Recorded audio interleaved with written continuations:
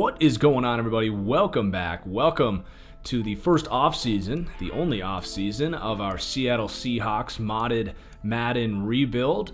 We are hoping to do what we can to take steps forward so that we are playing in next week's game next season. Now, we're going to have to do it without our first round pick, without a third round pick. We should have some cap space to play with.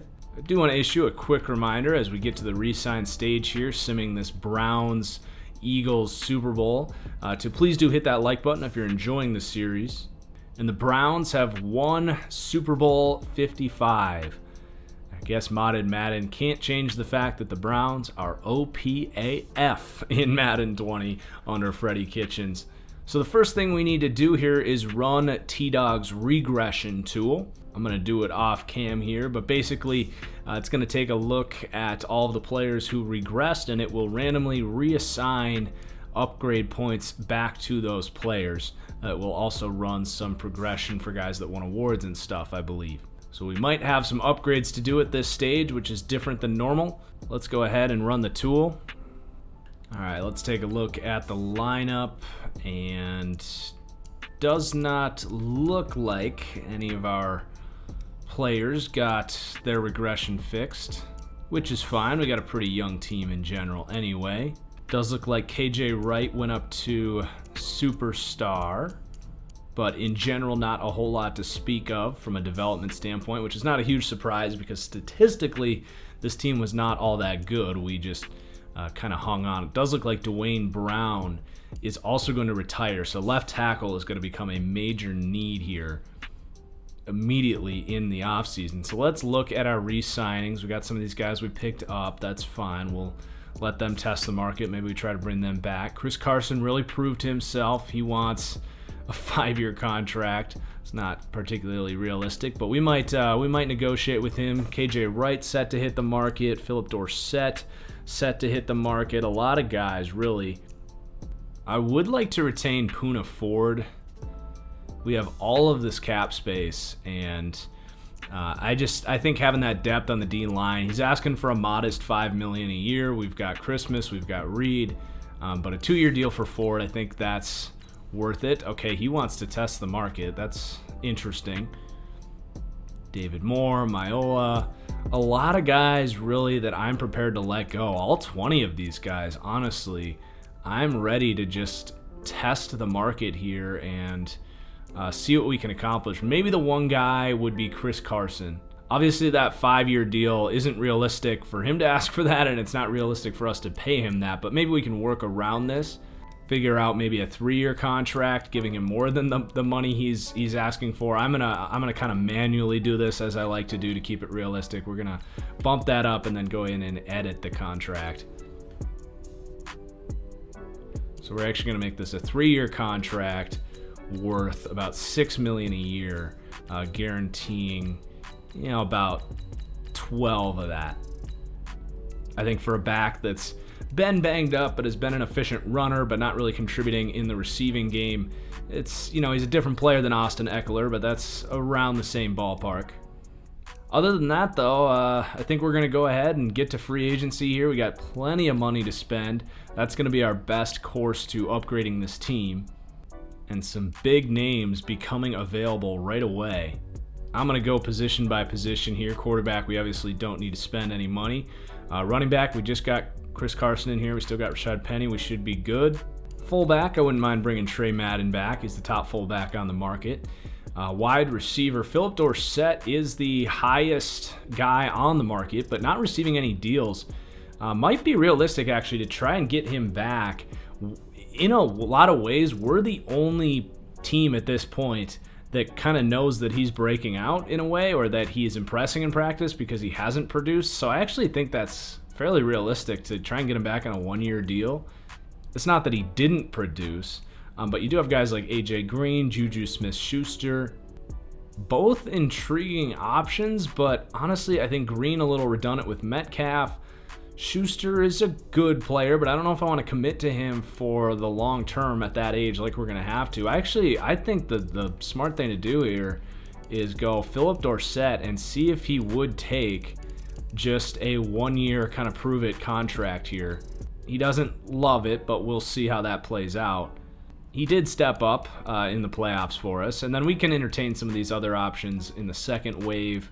Tight end, we've lost some bodies here. Disley and Colby Parkinson.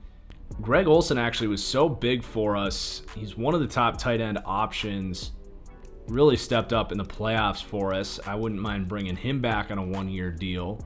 So despite all this cap space, staying a little cheap, but now that we get to the offensive line, I think this is where we might want to spend up a little bit. So you got Trent Williams, hits the market, Villanueva, Corey Linsley at center, Zach Martin ends up getting let go by the Cowboys that can't afford him. That would be huge if we could land him. They got Matt Filer, who's really reaching his potential from Pittsburgh. We could really change the script of the sort of offensive line that we've had in place here. We've got a lot of youth on the defense that we sort of trust to step up and develop here too. And we'll take a look at that side of the ball, but I am going to kind of blow out for this offensive line, starting with Zach Martin. And I'm going to offer him a 4-year contract worth $70 million, making him probably the highest paid guard in football, but well deserved. And we are the top offer there. That leaves us still with $43 million in cap space. And that's before we even look at any releases. And then I think I'm going to try to reunite the Pittsburgh tackles here. Go after Matt Filer and Alejandro Villanueva. So keeping the money realistic here, we're going to pay Villanueva about $15 million per season over 2 years. He's 32 years old. He should like that offer quite a bit. And then at right tackle, Matt Filer, a little bit younger. I'm going to give him a 3-year contract worth a similar amount of money. So about $16.5 per year for 3 years for Matt Filer. And that only matches the Bills. So let's actually bump that up even a little more. And there we go. So really spending up for this offensive line, but I think it'll be well worth it. We still have some money to play with on the defense. Our defensive line's in a pretty good spot. One more defensive end would be nice, but I don't really need to spend up for that. We have invested in that pretty heavily. We do have guys like LJ Collier, who's played pretty well last year, Alton Robinson, and of course Darrell Taylor. We're not ready to give up on those guys, so I'm not going to spend big on the D-line. Poona Ford is receiving offers, but not very large offers. I'm going to offer him the same contract and see if he does. He likes that much more than what the market is dictating there, so I like getting him back. Linebacker, we have prepared for this position through the draft. I think we were ready to let KJ Wright go with all of these guys we've drafted, so we're going to lean on Burke Irvin, Barton, and Jordan Brooks to step up at those spots for now. Corner, we should be good as well. We got Griffin, we got Dunbar. Ugo Amadi played great as that slot corner for us. And then even at safety, we're pretty good. We got Adams, we still got Diggs, and we have Marquise Blair. We've got our kicker, we've got our punter. So we have loaded up on this offensive line. We're trying to get Philip Dorsett back. Let's see how this first round of free agency goes. Wow. What a home run free agency. I can't imagine a team ever flipping an offensive line around like that in a heartbeat. We get both tackles and possibly the best guard in football, second best behind Quentin Nelson most likely. Unbelievable wave of free agencies. Philip Dorsett is starting to get those offers from Washington, so we're going to pull out of that. Let's take a look at wide receiver, which is somewhere we can certainly upgrade. So we could go the Sammy Watkins route. Zach Pascal is an interesting fit on this team, possibly the best run-blocking receiver in the league. Now, we do want to get a little more vertical next year, but certainly a player I'm interested in. Kenny Stills fits the mold as a deep threat here. We could bring Golden Tate back as well at 33 years old. He has slowed down a little bit, but could be a nice little revival project or a redemption project, rather, coming back to finish his career where he started. I actually like both those signings. I'm going to go after Golden Tate and Zach Pascal. I think bring two different sort of skill sets to this team now. Tate, I'm going to give 1 year about $6 million. And Pascal, I am going to give a 2-year contract. Not going to give him quite as much as he's asking for. About $3 million a year for Pascal. And that would round out the receiver depth. As far as tight end, we're still the top offer on Greg Olsen. The offensive line, much improved at this point. I think we can rely on the guys we have on roster. Let's look at defensive end. Could bring in a veteran in Ryan Kerrigan. Would be an excellent signing for us. We do end up getting Poona Ford back, by the way. I do want to bring Rasheem Green back on a one-year prove-it deal. And then I am going to make a one-year offer to Ryan Kerrigan for a little over $5 million a year. And then let's maybe pick a free safety here. How about a prove-it deal for Monte Nicholson, who I like, coming out of Michigan State. All right, let's see if we can rack in those guys. We get Nicholson and Green, but the other guy's staying stubborn here. We got a 5th-year option on Rashad Penny. I think I'm going to decline that. Greg Olsen getting offers to come back to Carolina, just bouncing around the league. Kerrigan gets offers from the Tampa Bay Bucks. Pascal does get bid on from the Dolphins, but we're not far behind. And Golden Tate from the Bucks. So the rest of the league is trying to match us here. I'm going to back out of Tate for now, but I am going to get back in the Pascal race here. I'm willing to commit on him for 3 years because of how good of a physical player he is. He's definitely a Pete Carroll kind of guy. Would be excellent depth. And a lower signing bonus here, so we're not stuck with him. And that will pass the Miami Dolphins. Now, if Tampa Bay wants to bring in Golden Tate for that much money, that's on them. I'm going to go with a younger option here in Curtis Samuel. Give him a one-year prove-it deal. He does not love it, but let's maybe see, is there any slot option here? All these guys are asking for 3-year contracts. We might just have to look at this position in preseason free agency to get these guys on one-year deals. Sammy Watkins ends up getting bid on from Washington. I'm going to make a little tight end bid here on Trey Burton. Add some athleticism to that tight end room because we are going to lose Greg Olsen here. Make a little run at Trey Hendrickson here on a one-year deal. Definitely fits that scheme as a bigger body defensive end. We've lost a lot of bodies there. Other than that, I think we should be good. Cheap one-year offer for Akello Witherspoon, who plays well in this scheme, coming from San Francisco. That's going to do it for now. We'll save the rest of that money for the preseason. Not sure if we're going to get any of these guys or not. We get Witherspoon, Hendrickson, Burton, and Pascal declines our offer. I really thought he was going to like that, but it looks like Miami went up. But we get some cheap depth that's not going to hurt us long term. Let's go ahead and get to the draft. It's going to be a shorter draft. We only have our 2nd round pick, 4th round and beyond. Trevor Lawrence is a Jacksonville Jaguar.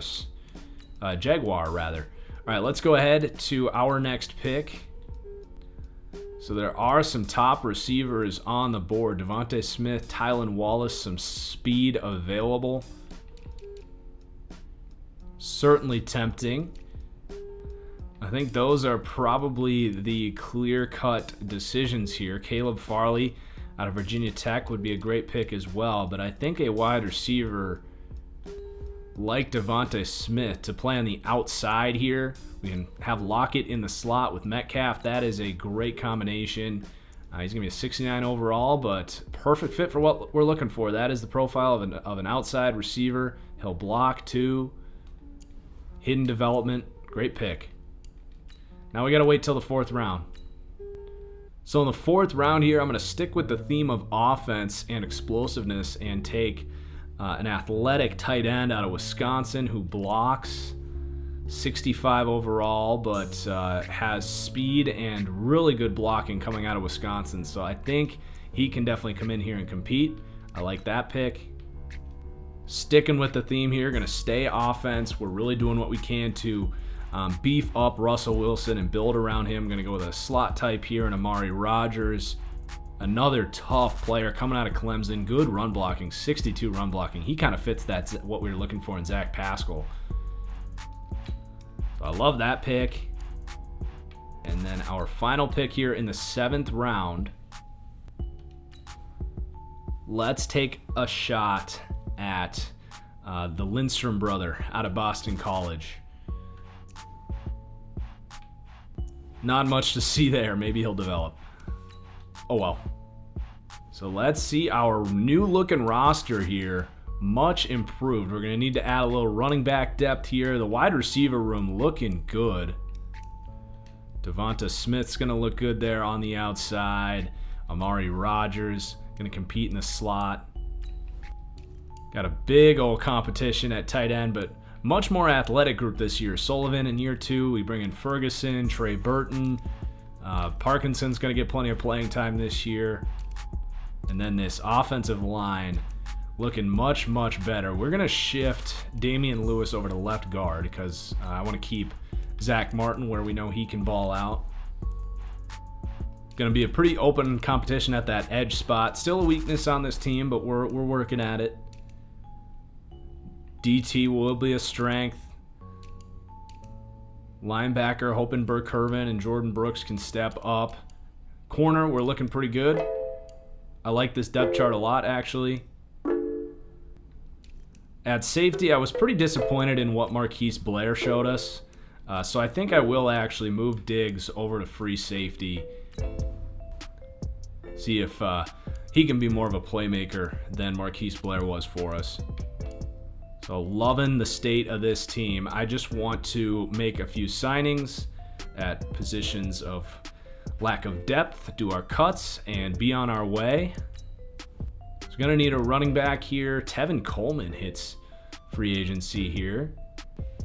Jerick McKinnon. I like the McKinnon idea here. We'll get some more speed and receiving ability in that backfield. We know we can pound it with Chris Carson, but I like that signing quite a bit. I'm going to bring Kiki Kuti into the mix here at slot wide receiver on a 1-year deal. And that's really all we got to add here. Really like the state of this roster. So we don't think have any injuries left. We are healthy entering the season, hoping to get through the preseason healthy here. No injuries week 1, knock on wood. Matt Filer is going to mentor Damian Lewis. Love it. Let's work on that pass block finesse. Another benefit of bringing in some of these veterans right there.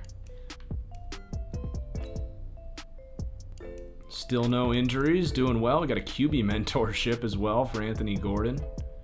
But we can actually work with the O-line instead. Let's keep getting this O-line as good as possible. O-line mentor for Damian Lewis. So Damian Lewis getting overall 4 awareness and 3 pass block finesse from the mentorships here. He's going to go up in overall. That pass block finesse is still a weakness for him, but it's looking better. Week 3 of the preseason. Everyone stay on your feet. 1 new injury. Damian Lewis. Only 4 weeks. He'll be okay. We've got some depth to step up there. That's not the worst for a preseason injury. All right, let's do these cuts. Let's go position by position. Get one last look at the roster here. The wide receiver room, tough competitions here. I think I want to keep Kiki Kuti around. Do want to change that number, though, from 89. Smith, Rogers, Swain. I think Ursua's not going to make it, and Fuller we're going to practice squad, but we are going to roll with these 6. Tight end, we got such a deep room here. I think we can let Steven Carlson go. And then after drafting Jake Ferguson, I don't think Burton's going to make this team, which is fine. We only gave him a 1-year deal. So we're going to go with a younger group here. We'll practice squad the young tackle there. 2 more cuts to make. Probably don't need both of these guys. We're going to let Moan go. Looks like we did pick up a veteran in Anthony Hitchens, which I'm actually okay with that automatic move right there because we have a lot of youth at this linebacker spot. Actually going to let Sutton go, and that's all we need to do. So I am feeling good about where we're at. Let's get to week 1 here. We stay healthy, so we get through the preseason healthy. You love to see it. And that is going to do it for this episode. Our goal is to make the Super Bowl this season. When we come back, we'll be playing this Week 1 game in full against the Tennessee Titans, getting a good look at this squad. But until then, guys, please do hit that like button. Cheers, and we'll see you for the next one. Peace out.